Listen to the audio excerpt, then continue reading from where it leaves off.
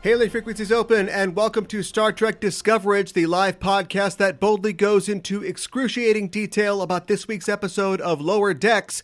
I'm your host, Aaron Coker, aka Caliban, and my favorite time of year is asymmetrical sweater weather.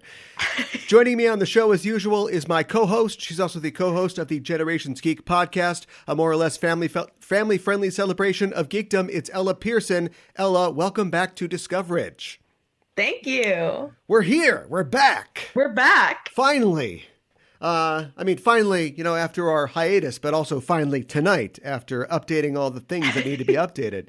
I'm getting close to doing a full WALL-E reboot on my computer. Remember the end of WALL-E, where WALL-E is like, he gets a reset, right? But we think maybe there's something in there still a little bit, for the Eve, end of WALL-E, for Eve where I'm to bawling. love. Yeah, right. But it's about time to take the computer and just shake it like an Etch-a-Sketch, I think. But anyway, how are you? Are you well? I'm well. This is crazy how I feel like I started to base my experience of time on weekly Star Trek Thursdays. viewings. Sure. Yeah. Yeah. And then we stopped doing it. And that was like, and then I was at Comic-Con. Yeah. Somehow. And now we're back. Yeah. Yeah. How was that? It was amazing. It was very hard work. Very fulfilling. It was crazy. I never thought that I would be there. And so it was just insane to experience it. And I was very honored to work. It was the first time that Disney Plus had ever had a booth at Comic-Con. And I worked the booth, the Disney booth. And so that was super, super fun. And I feel like that's so crazy that I feel like that's a pretty big deal. Congratulations to, a new streaming service. Yeah. But yeah, super fun. Although I will say that Paramount Plus and HBO had way sicker outfits than us. So I am jealous. Was this did they have the Hot D experience or whatever? Was this where it was where they had, people dressed up like Game of Thrones characters, and then you go through an experience and they 20 shillings for the king, just like a small Ren fair, basically. Maybe this was some other thing that I saw. So here's the thing is that there's lots of things that happen at Comic-Con that I have no idea happened at Comic-Con. Yeah. Or because I was in it is the craziest thing. I was in the booth. You get like an hour break every day. Sure. And then you get 1 3-hour break to enjoy yourself. So maybe I saw lots of crazy stuff. I mean, our booth was essentially like a merch store. I feel like the other streaming services, they were doing sort of the stunt thing where Netflix had this thing where hit a button and maybe you win a prize. And Disney really had a full, it really was, the vibe was very much this is a Disney store. Here's your baby Yoda. Yeah, right. Yeah, well, for real. Yeah. You always hear about the crush of people at San Diego as far as Comic-Con goes. And, we live in an interesting time where, of course, not as many people, but did it feel like, oh my God, there's so many people here?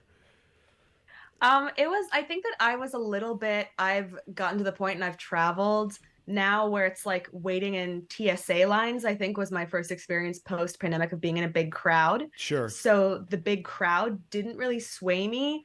It was also the whole thing was super surreal. It was a lot of people.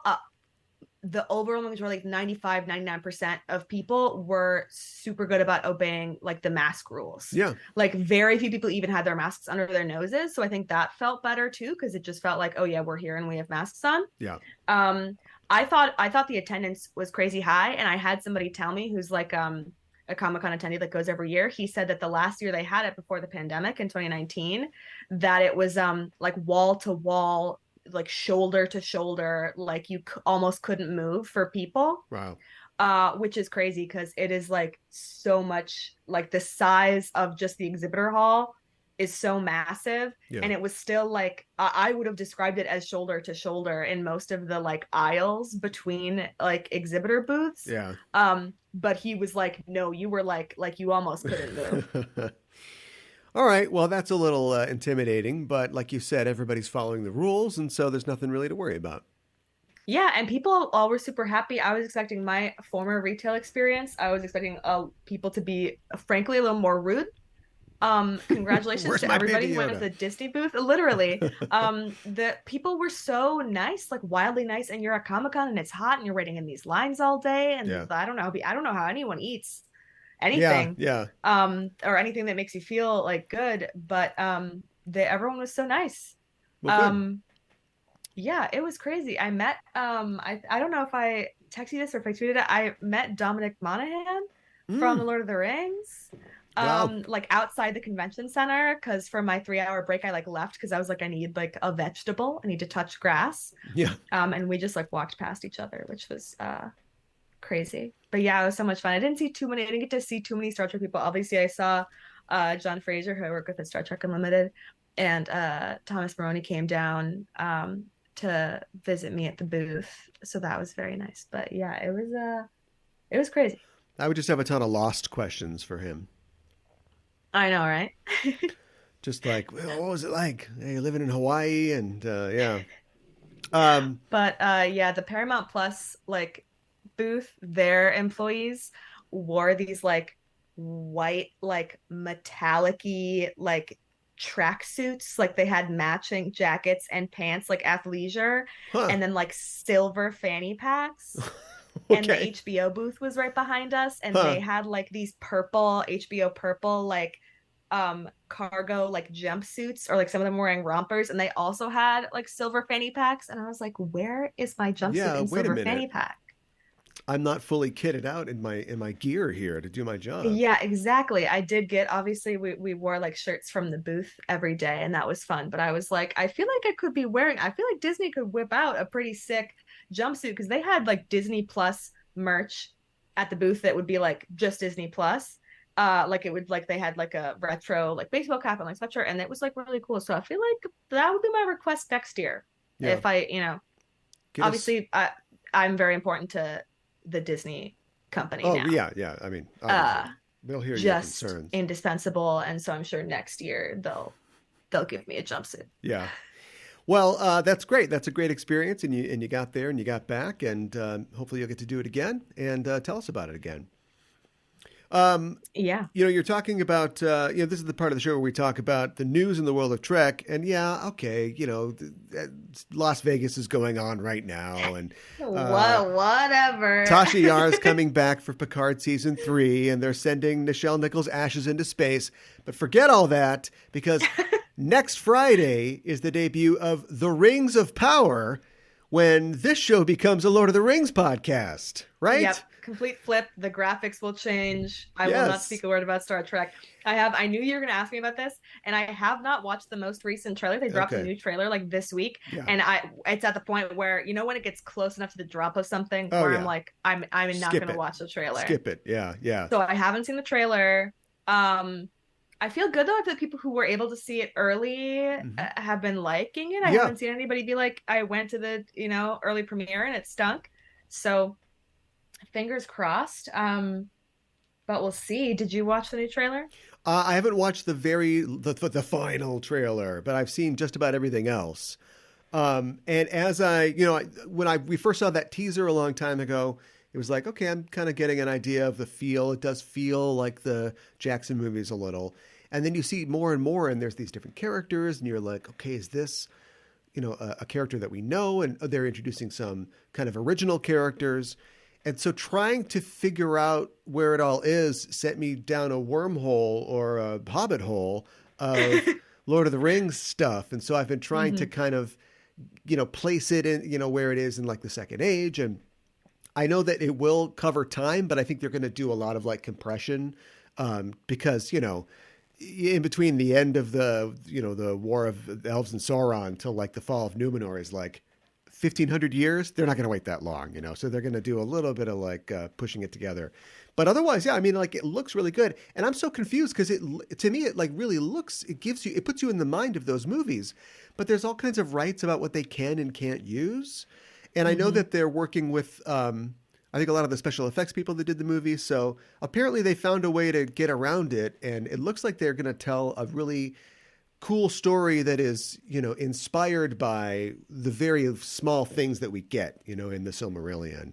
And there's people that are mad about, oh, it's fanfic. Everything's fanfic. Everyone's mad. Everyone's tossing a always dwarf, mad. Across a bridge at the Battle of Helm's Deep is fanfic. It's all fanfic.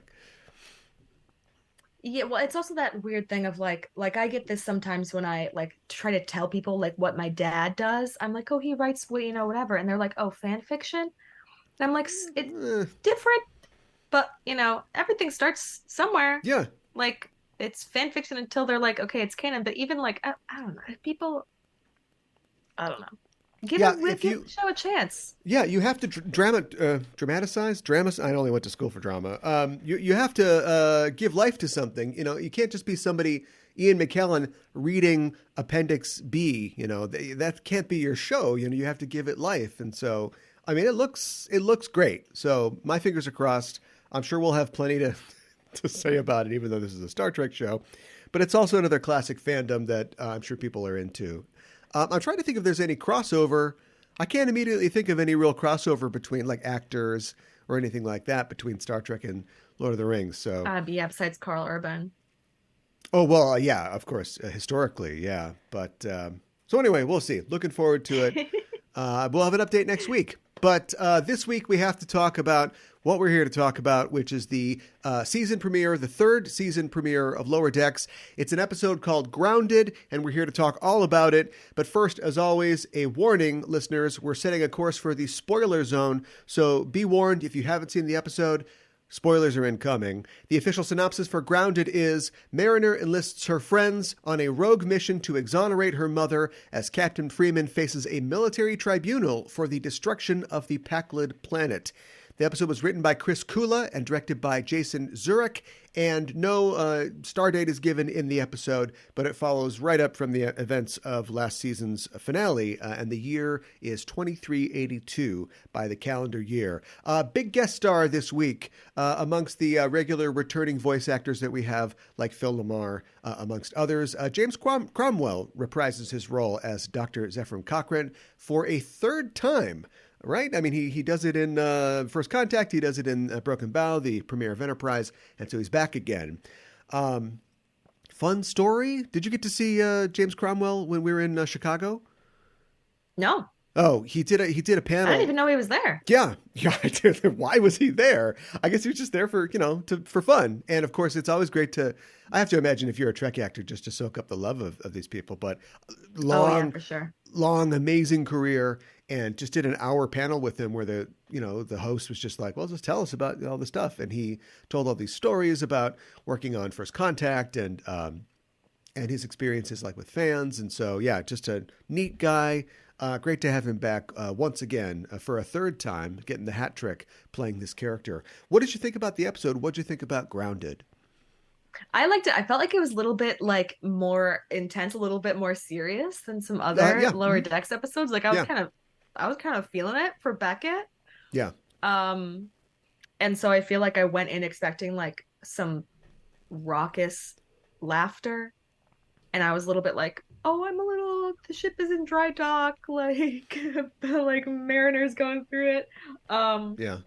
But I really liked it. I'm so excited for this season. I think Lower Decks, I think it remains pretty high on my, and maybe number one on my list of Star Trek, new Star Trek. If I'm forced to rank, gun to my head, phaser in my head, I do love Lower Decks. It's it was I don't want to say it was a little more plotty, just in terms of like, there's something that we need specifically to get done. And I mean, that makes sense. I mean, that just, they're following up on the thing that they dropped at the end of the last season. I don't watch the Orville, like, really at all, but I understand that, like, it started off as a real, like, balls out comedy show, and with kind of TNG touches. And as the show has gone on, and definitely in their third and hopefully not final season, it's been really like a couple jokes, and they're just doing like straight Star Trek. And that's just kind of where they landed, and I wonder if, I don't think the Lower Decks is never going to be not funny, but I wonder if they're thinking, well, we could maybe invest a little more in plots like this, and have a little more specific kind of action going on. Although I did think it was funny, like at the end of the episode, they're like, no, what are you, we don't need you to do this. Here's what happened. And they go through this montage of this whole thing that happened. And like Tuvok was there apparently. And there's this whole mission. That cracked me up. And I was like, well, you blew an episode. Like you could have showed that. Why wasn't that the episode? But we did get a alien space orgy though. So, I mean, we've got that going for us. Yeah, I felt like the things that were funny in this episode, like my roommates were kind of sitting with me while I was watching it, and it was a lot of like me being like laughing at like thirst contact really cracked me up. Yeah. And then of course they're kind of like that's sort of beyond like their knowledge of Star Trek, but I don't know. I could definitely see Mike McMahon and the squad like going after like wanting to tug on our heartstrings more than usual. Mm-hmm. Like I could definitely see them pulling like a Wally level cry from me Wally. at some point during this season. Started something. Yeah, get the well, I don't know if the Cerritos has it, the Discovery does, but get the little droids, that go around. Maybe two droids fall in love. Do a Wally episode. Yeah. I thought that the beginning of the episode was great because I always like it when we get to see Earth, when we get to see our characters' like lives on Earth if they live there, and kind of like what's going on Earth. And I thought it was really clever, and it was good commentary that the lower deckers they get stuff, but it's always worse than the people on the higher decks. And so it's always raisins. Boiler's family has a vineyard, but it's a raisin vineyard and not a fine wine vineyard. I thought that was a pretty good commentary. And my girlfriend was like, so is this the secret of his hair then? Because we find out that he does color his hair. We found that out. Is it connected to the raisins somehow? Is it like purple because of his raisin family or something like that? And I was like, I don't know, maybe that's digging a little too deep. But yeah, I can see it. We'll have to wait until we see the rest of his family. It's That's like a right. legacy. They all dye their hair purple. Yeah, that could be a running thing. Like we got to meet his parents. We got to bet on what color his hair is. But his parents are like, no, we went naturally gray. We just thought it was the best. They're like, no, we can't find out that way. Baby pictures. Got to see baby pictures. No, he doesn't have any hair. Yeah. Anyway, that sort of thing. I really liked when they go. I always like when the show does these like classic comedy setups. And so I liked when they went to the secret encrypted transporter pad, because they got to get there. And it's like, it's okay. We're going to knock this guy out, but it's for the good of this whole thing. And then he's like this really nice old guy, and it keeps going up because they're like, we got to hit this guy over the head with a vase or something. But he's like, oh, let me give you some candy. Oh, I sure love my job. Oh, you kids of the future. And they're like, can't do this. When Beckett was like, he's everybody's grandpa. He's everybody's grandpa. Yeah. That was good. Do you think that we talked about how this is not so many jokes? It's kind of a little more story based. And we talked about how maybe they'll do that going forward. What kind of like stories and plots do you think that they'll try to tackle this year? We've already got it teased. I think it's going to be in this season, right? A crossover with Strange New Worlds. However they're going to do that. Like, what else do you think they'll explore? I'm not prepared for that episode at all. I mean, when they announced that, I was like, that sounds like a fever dream I'd have. Like, that sounds like a bit that we would do on the podcast and be like, wouldn't it be funny if, and can you imagine how Boimler would act her on Spock? Like, I don't even know. I feel like, because now I'm like, there's nothing they can't do. Right? Oh, sure. Yeah, they can do after announcing that. And so I feel like our like theory about like, oh, maybe some more serious episodes. I can see that.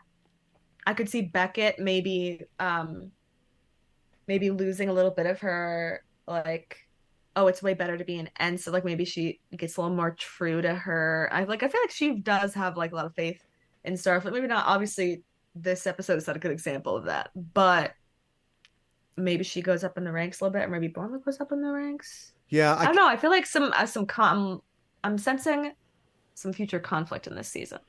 Yeah, that's what I'm sensing. I can't remember now which episode it was, but I think there was an episode where she got a promotion, or she was Yeah. on a special assignment, and she was like, "It's all paperwork. I like don't want to do this. I don't want to have authority and power." And so I wonder if that'll change for her. Do you think that the show still works if they get slightly less lower decks, slightly more upper decks? If they start to sort of move out of the hallway and get a little more authority or responsibility, or do they always have to stay here? I think it all depends on like what, because if they stay on the Cerritos, right, then it's always going to be a little lower decks because like, I think Beckett made a joke today about like, well, she's still just a California class captain. Yeah. Like the Cerritos itself is like a lower decker in the overall like Starfleet. Yeah. And so I feel like even if, one of our besties, our main cast here, were to take or get a promotion and remain on the Cerritos, I think it would still stay very much lower decks. Have you ever watched Superstore, the comedy show? Yeah. I haven't. But isn't it by the people that make The Office, or it has some connection or something like that? I don't know if it's definitely, I don't know who made it or who wrote it, but okay. I mean, it's very much like a like a mockumentary. Yeah. Because like, apart from taking kind of gentle pokes at Star Trek, like this show, Lower Decks, is also about kind of people challenging authority or working under authority, but not necessarily really trying to like overthrow or become the authority. And that in that way, it reminds me a lot of The Office, or what I assume like Superstore is like, where they're never going to be CEO of Superstore company or something like that, but they're always need to kind of be the people at the desks. If they ever end up running the paper company, then you get an Andy situation, and it's like not very funny. So yeah, I don't know. It's like it feels it's kind of sad. And like when they meet this old guy, it reminded me of like sometimes I think for diversity's sake on like TNG or DS9, you'd see like a really old person in like a uniform, like a person, like a grandpa type guy. And it's like, there must be ensign grandpas, I guess. Like, do you want to retire at some point, or does the that would be so funny. The medicine and technology of the future, does it like mean you can keep working, but do you want to like be somebody who is still ordered around, once you've reached your kind of golden years? And so I wonder if that's like in our future, or maybe a time warp shows them their future and they are old people living in a hallway still. And they're like, we got to get out of here. We got to like, they're old and they have like little, like instead of climbing like onto the top bunk, they have little like chair lifts. They sit down and like roll in. Little anti-gravity thing like drops them in there. Yeah. So I don't know. It's just a little amusing on the future of the show. I hope we don't see the Packlids again for a while. I've kind of had my fill of the Packlids. Yeah, we had a lot of them last season. Yeah, I hope I hope this season finale does not involve them. But like burning down your planet for the insurance money, I guess that seems like a Packlid scheme. That's basically what they did. Not too shabby, Yeah, if they can't make you strong, then get them to buy you a new planet. Exactly. But yeah, I feel like they're gonna move on. I mean, maybe we'll see them again a little bit, but I feel like we're gonna have new stuff going on. You know what I mean? Yeah, I mean, I guess we'll know after this weekend, but I'm guessing that we'll have more celebrity guest stars. Do you know what I mean? People from the franchise coming back. Nobody as big as Tom Paris, of course, but you can always have a picture of Tuvok, but it's like, let's get Tim Russ in there. Let's get Tim Russ to say. I know, that's what I was waiting for this episode. I was like, oh my God. Yeah. Is he gonna talk? So I feel like they could. I think you're right, because I feel like also Lower Decks, just it is so good. I feel like it is a fan favorite. Mm-hmm. And it's also way easier to like get somebody to go in to like the booth and record a few lines, or just over Zoom. Yeah than I imagine it is to get somebody to like guest star in like an episode of Strange New Worlds. You know what I mean? All you have to do is walk in there, like kill the lines, that you used to do for 20 years or however long, right into the mic. Yeah. I'd like to see a little Enterprise love this year. I mean, Scott Bakula's a real busy guy. And hopefully, fingers crossed, he'll be involved in the Quantum Leap reboot and he'll be even more busy. But maybe if they can't get him, a Connor Trinneer, or Linda Park or something like that, that would be really cool.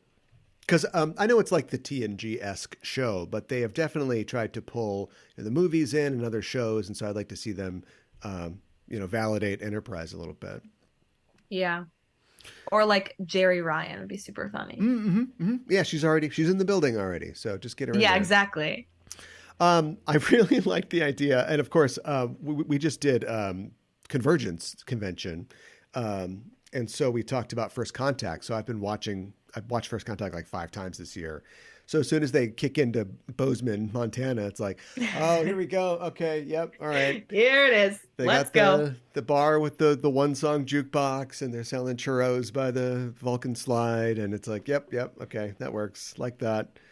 I like that. That's not the actual Phoenix, right? They didn't get the Phoenix. That's a replica of the Phoenix. They didn't go to the Smithsonian and pull the Phoenix out and go, this should be in use. So let's launch this into orbit every hour or so. At warp 1, what did that guy say? Yeah, right. Yeah, you can't go over warp 1. That was really cracking me up. The little screen with Cochran. He was like, "Hey, guess what? You better go ahead and finish your snacks before you get on the ride." Yeah, right. Yeah.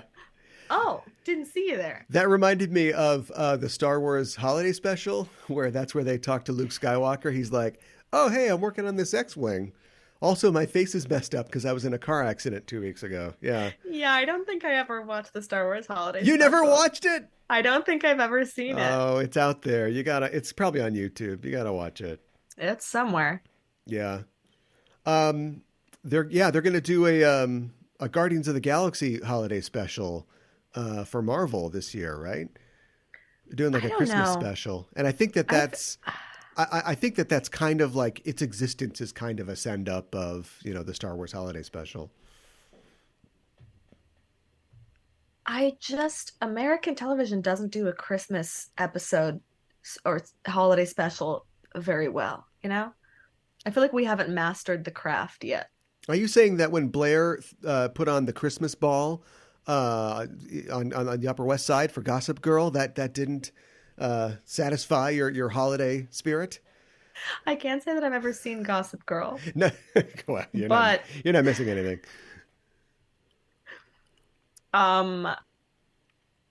Having all these streaming services is so weird now. Can you imagine a Guardians of the Galaxy holiday special before Disney Plus existed?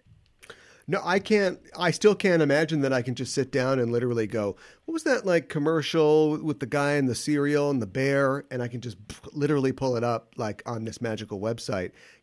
Back in my day, no, I don't want to go to bed yet. You would just go, did I take drugs and imagine that? Or is that commercial real? And now it's all on demand. It's all on tap. So it's a wonderful world that we live in. When Paramount Plus works correctly, because it doesn't sometimes. That's right. Did have some difficulty do you have the premium plan? I thought that we did, and then when I logged in today, I was watching commercials. Some commercials. Yeah. So I don't know what Scott has been doing if he cut our plan, but I was forced to sit through 30 seconds of ads. God forbid. Yeah. Yep. We got that too. A magical website and yet also insurance ads that aren't funny. Anything else to say about this funny episode of television? I don't know. I feel like it's hard. It's the beginning of the season. They kind of I feel like they used it to wrap up what happened. Obviously the finale of last season. Yeah. And then it's also hard because they got a tight 20, every time for Lower Decks. So I feel like we always talk for about the same length as what the episode is. I feel like when we do disco and stuff, we talk for about an hour. We have about an hour's worth of things to say. And when we talk about Lower Decks, we got about 25, 30 minutes of things to say. Yeah. I think the takeaway is, and like you said, they're still this is the 11th episode of the second season, but it doesn't seem like the show's back and it's at the same level that it left. And it doesn't look like they're trying to, change the formula. Don't change the song now, still going. So we'll have to see. We've been doing this for 5 years now, 4 or 5 years. Yeah. And I keep wondering, we've had a lot of premieres. We haven't had a lot of finales. We haven't had any finales. Like what's the first show that's going to bow? Picard. Oh, probably, Picard for sure, right? Yeah. All right. Well, anyway, but when is, the quality has been consistent on all of them. I've got my gripes, but it really is amazing. This company just pushes the button, and then suddenly this company's running, and they've got 5, now 6, maybe 7 shows going, and I don't know how they do it. Like back in the day, you hear the horror stories about having to keep like DS9 and Voyager on at the same time, and they're like splitting sets, and they're all these trading writers, and so Lower Decks, they're still doing it. It's still happening.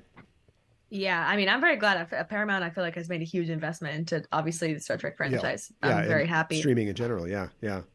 Yeah, and Lower Decks is something that I never thought that we would ever. I mean, still now, like we're on the 3rd season. It's what 2-3 years later. Mm-hmm. And I'm still like a little bit shocked that like we get to go and watch this show. Yeah.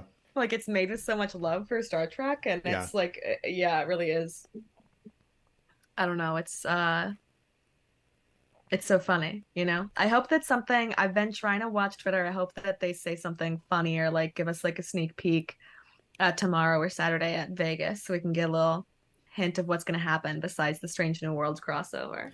There has to be, and I'm sure that the stars of the show are getting into their jumpsuits, and they're getting ready to go out and cause trouble, and they always give us some news when they show up at panels and stuff like that. So we did this a day too early. There'll definitely be some news to report next week. Yeah, next week there will be news from this weekend. Yeah. But maybe our FOMO will have lessened a little bit. Yeah, hopefully. Yeah. Well, I think that's it for our show this week. Thanks for joining us, listeners. If you like what you hear, you can follow us on Facebook and Twitter at EISTPOD for updates and to get notified when new episodes of both Enterprising Individuals and this show, Discoverage, are released. You can tweet to us on the show using the hashtag Discoverage or email us at EISTPOD@gmail.com. And while you're on the internet, why not head to your listening platform of choice and subscribe to our show? Give us a rating and a review because that really does help us out. And if you want to help the show grow, stop by our Patreon page at patreon.com/EISTPOD. And as always, if you like the show, tell a friend. Discoverage will return next week, September 1st, for the 2nd episode of the 3rd season of Lower Decks. That episode is entitled The Least Dangerous Game. Gives you some idea of what it'll be about, hopefully. We'll be here to cover it then. We'll be going live once again at 8 p.m. Central. So join us. You can follow us on Twitter or Facebook to get notified when we're live and broadcasting. In the meantime, why not check out our main show, Enterprising Individuals, at enterprisingindividuals.com. Every Wednesday on the show, I and a special guest discuss in excruciating detail a selected episode, and this season, a selected movie from the Star Trek franchise. We also have news from the Trek sphere and interviews with special guests. On our most recent episode, I'm joined by a panel of special guests, and we discuss the TNG film First Contact. That episode was recorded live at the Convergence Convention this year. Let me also recommend the other Star Trek podcast on our network, a show called Backtrekking, where I and my co-host Gooey Fame discuss the origins of your favorite Trek episodes. Our latest episode just dropped, and on it we're talking about 2 sets of episodes where the ship is almost devoured by a hungry alien. We're talking about the Voyager episode Bliss and the Star Trek Prodigy episodes Dreamcatcher and Terra Firma. So we've never talked about Prodigy on the show before, so we're excited to do that. We're going from on course to main course, and you can hear that episode at Backtrekking on Twitter or wherever you get your podcasts. Ella, thanks as always for joining me to talk about tonight's episode of Lower Decks and remind people where they can find you online. Thank you. If you are in Vegas this weekend and you're listening to the show, I don't know how you found the time. But if you are there, then visit the Star Trek Unlimited booth. I'm not there, but my boss, Frasier, is, and he's the best. And if you're not in Vegas, then make sure to follow us on any social media platform to see what we get up to. Yep, absolutely. And you can find me at KA1IBAN on Twitter and all the shows on the Just Enough Trope Network at Just Enough Trope on Twitter. And that is it for us for this week. We are signing off, and this is Aaron for Ella saying, live long and prosper.